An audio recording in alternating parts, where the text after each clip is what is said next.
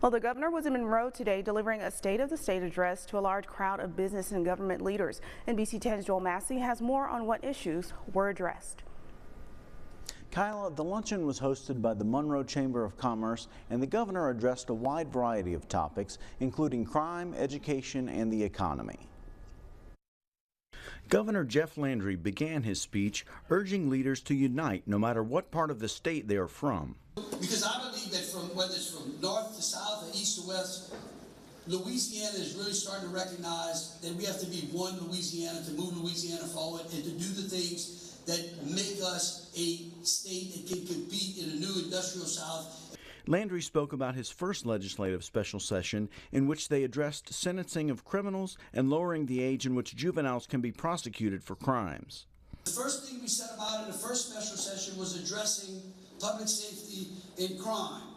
And we focused on victims' rights rather than criminals' rights. Another issue that he and the legislature worked on were changes to education policy.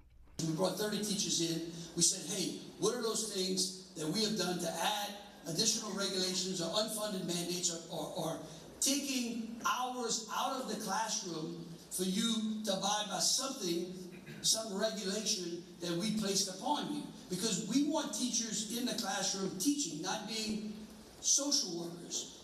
He then touted the fact that Louisiana is moving in the right direction when it comes to population growth. This last year was the first time, the very first time in decades, that the Census Bureau reported that 30,000 people came to Louisiana rather than left Louisiana.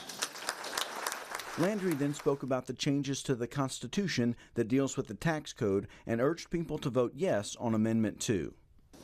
In a bipartisan fashion, they passed what is going to be the largest tax cut in the history of Louisiana, putting more money in your pocket. We repealed the franchise tax. We lowered the corporate income tax. And again, with strong bipartisan support, we are sending a critical amendment to the Constitution to you. Voters will decide on the 4 amendments to the Constitution March 29th. For your Arkansas News Source, I'm Joel Massey. All right.